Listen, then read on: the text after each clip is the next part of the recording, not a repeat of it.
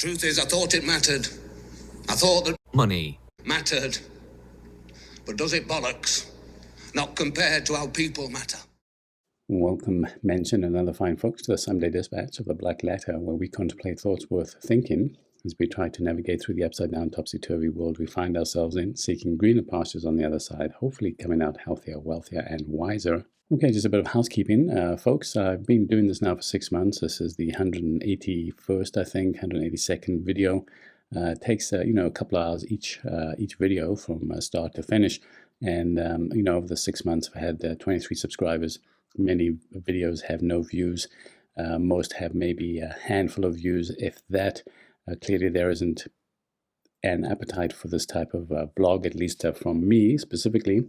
And because this takes a lot of time, it's not a passion of mine. I was hoping it could become a side hustle. That's not the case. So I'm going to move on to other things that are more important to me and my life, instead of being anchored to this every day. So thanks for joining me, those of you who have. I appreciate the time you spent with me. I might end up doing just a Sunday dispatch, but I'm going to take at least a few weeks off, perhaps until the end of the year. Anyway, thanks for joining me. And here we go. Let's go for the last, at least, daily Black Letter. So we're going to take a look at the stock market, Bitcoin, and the stock market again. We're going to see if it can jump or if it can crash. We'll have two arguments on this particular one. So from Forbes, stock market crash, the end game, and down the rabbit hole. I thought this one was quite interesting. We'll tease out quite a bunch of it because there's a lot to unpack here. You can read the whole article and the links in the description. But let's get to it. For a stock market to crash, prices must fall. That is obvious. But what if stocks rise and the value of money falls? Is that a crash? If the value of money drops 30% but the market rises a little, is that a bull market? Not many people would argue against the premise that it is the Federal Reserve's liquidity actions that have levitated the US stock market. Sadly, in an attempt to keep the whole economy from imploding, it has inflated stock asset values to ridiculous levels. You can see here the total asset in millions of dollars for the Federal Reserve, and well over 7 trillion. And it's probably just going to continue to grow as they seem to have no appetite or no inclination to take the foot off the pedal. The weird thing is this: if these liquidity operations keep going on, the Federal Reserve will in effect own all its citizens' homes and all its creditworthy and not so creditworthy corporate debt, and thus have liens on most of the economic assets of its citizens and producers. It will have in effect nationalized, though probably by accident, the country, having bought it with government paper. However, if it brings this process to a halt, the market will crash and everyone will instantly be a lot poorer. This is communism for, I guess, capitalist style, I suppose, because really, socialism, communism, call it whatever you want. This is just insanity, and a chunk of Americans are all wound up about socialism and communism as the big bugbear, but honestly, they're doing it themselves anyway. And it's communism and socialism for the rich, mostly. But if a dollar in 2023 or 2024 buys significantly less and the market hasn't rocketed accordingly, you are getting your reset in a chronic way rather than through an acute event of a 30% retrenchment on your portfolio. So I don't necessarily agree with this. I don't think we're going to see inflation at high levels as one would expect. It hasn't shown up currently. And of course, we've been talking about technology being deflationary. So I think eventually what will happen is that it's going to have to be a great reset. And the stock market, of course, is going to tank. I'm seeing up to 60 to 80% tank over the next year or so, 18 months, but we'll see what happens. This whole world we live in makes no sense. We're in absolute uncharted waters. But of course, as you reap, so you shall sow. So I think eventually at some point, these levels can't be elevated indefinitely and continue to get more elevated. Yet make no mistake, the US stock market is a house of cards, and as the Malaysians discovered when they propped up the price of tin, there is a finite nature to keeping a market away from its natural equilibrium, and you must spend increasing amounts to do it. At some point you run out of credit, and down goes the market to its correct level. And I think that's probably the end game. It's going to happen at some point, and I think probably within the next 18 months or so, maybe 2 years, we'll see the nadir of the stock market for this real bear market and this bull rally, which has just been insane and excessive. How long the US can continue to debase its credit while maintaining its credibility is the key question in this ongoing drama, and every country in its time has gone beyond that point and sunk into crisis. If the US chooses to corner its market, that time will approach rapidly. With continued QE, the system will become more fragile. With continued QE, the system will become more fragile still, so to the catalyst needed to breach the fixed market corner will get smaller and smaller until the slightest of nudges will break the spell. Inflation solves all these problems as it gives the flexibility for economic activity to rebalance, as few can keep up with all the different developing prices. It creates impetus for people to get their money moving and crushes debt with negative real interest rates, and also stealthily rebalances the actual value of those debts. Switching inflation on and off is unknown, even though central banks ludicrously claim otherwise.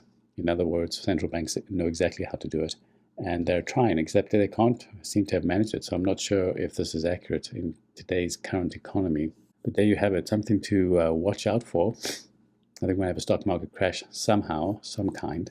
Bitcoin, as you know, it took a dive, but now it's recovered some. Bitcoin rebounds from 16,200, but stuck between stacks of critical support and resistance areas. I wanted to bring this up briefly. Bitcoin called out for more buy orders after diving from the yearly high of 19,500 to the support at 16,200. Bitcoin US dollar eyes recovery to the 50 smooth, simple moving average before making the final leg up to the all-time high at 20,000. And you can see that here. I don't know why I'm using a 4-hour chart, but anyway, because this is the 50 simple moving average, this would be the 100, this would be the 200. So really it's almost coming down to the 200. I think if it reaches down to the 200 moving average, then of course that probably is a great time to buy, but of course it's been bouncing off again. But if it gets down to around 16,000 or so, I certainly would put some more money into it myself. But there you have it, folks. The S&P 500 could jump 20% next year. 3 strategists explain why. The stock market could continue roaring in the next year because of a powerful combination of COVID-19 vaccines and low interest rates. Of course, you know I totally disagree with this. And everybody's got an opinion, of course, and some people's opinions will be correct and most will not. So who knows if I will end up on the correct side of that history or not, but here we go. Still, many on Wall Street see roughly 20% upside on the S&P 500 in just the next year. The thesis of that is built on 2 broader themes: vaccines creating near-term earnings momentum and low interest rates keeping valuations elevated. Goldman Sachs' price target on the S&P 500 by the end of 2021 is 4,300, representing close to 19% upside from Wednesday's level. Goldman looks for earnings per share on the index of $195 for 2022. Now, you know, I have thought that we could see S&P 500 at between 42 and 4,500, and the NASDAQ maybe, I think, at about 15,000. We'll see if that actually materializes. I think it'll happen, if it does happen, much quicker than the end of next year, probably within the next 3 or 4 months. If it doesn't reach that level, I think probably the turn is going to come in the new year when we really realize all the bankruptcies coming through and the businesses that couldn't survive the holiday season. So that's one sort of idea, I guess. And Goldman Sachs, of course, renowned for their optimism. And besides, they just throw out numbers willy-nilly. I think they just like to see their name in the press, honestly, because they have all sorts of ideas and numbers and levels that they target in, right? Okay, here's the stock market so far, doing quite well. NASDAQ 100 up 1.19%, Dow up 0.16%, and the S&P 500 up 0.34%. It's just a short day today on the markets here on Friday, day after Thanksgiving, American Thanksgiving. And as I'm vlogging this live, it's about 11:30, coming on 11:30 in Eastern time. So we've got about another hour and a half, I guess, so the market's been open. So it'll be a slight green day, which will probably mean a green week overall. Okay, here we go. Gold is starting to look interesting now, 1785. And you can see it's kind of pulling down a little bit. I'm expecting it to get to about the 1750 level, not far from there. I think that's probably where it'll find most support. If it does get there, who knows? But so far, I think it's probably broken any diagonal trend lines, probably now heading towards around this level, anywhere between 17 and, say, call it maybe 1750-ish. So we'll see if that happens. Of course, that would be a time to buy gold, in my opinion. Silver surprisingly being a bit stronger now at $22.68. I'm expecting it to get down to about $18 level or so, but we'll see if it does that. So far, it's holding quite well up at about the $22 level. So we'll see what happens there. But I could see some pressure coming down and taking a bit of a nosedive. So there you have it. We'll have to see what happens.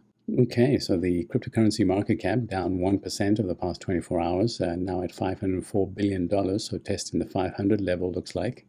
5,980 odd coins for you to ignore is the top 10 by market capitalization. You can see the last 7 days, Bitcoin has taken a bit of a dive, finding support here at about $16,500, now currently at $16,695.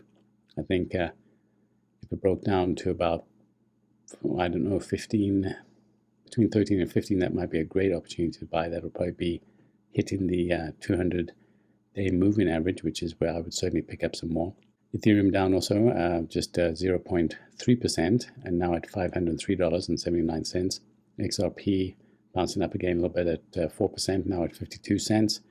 And the others a bit of a mixed bag here. Polkadot down almost 1%, and Cardano up a fraction of a percent, 0.3%. So remember yesterday we asked the 8-ball economist, the online oracle, our trusty sidekick, if Bitcoin would see a price of $15,000 by the end of the week. So I thought, and I couldn't answer that, it said ask again later. So I thought, for the last query of the online oracle for at least a while, I thought, well, let's see, will Bitcoin see a price of $15,000 by the end of the year? That'd be a great price to pay to get back into Bitcoin. My reply is no. So anyway, who knows if that, maybe I should have worded the question a bit better, because it could see a price well below that, or it could see a price higher than that. Maybe I should have said, well, let's see a price of 15,000 or less by the end of the year. Let's see if we can get an answer on that one. Who knows? Okay, so now it thinks it will happen. So we'll probably see Bitcoin at less than 15,000. Well, if it gets there, that's certainly a buying opportunity in my opinion. Anyway, folks, thanks so much for joining me on this journey. 6 months. It's a long time. It's been quite fatiguing, I'll be honest with you, especially with little reward for it. And of course, I did this for reward. I'll be frank with you. I think that most people do on YouTube. What's the point of putting out vlogs if nobody watches them and you can't at some point earn a small stipend off of them? That's certainly why I did this, as well as wanting to share my opinions and perhaps develop a community and become part of a community. That hasn't happened in these 6 months, as you know. And so this is where I'll leave it for now.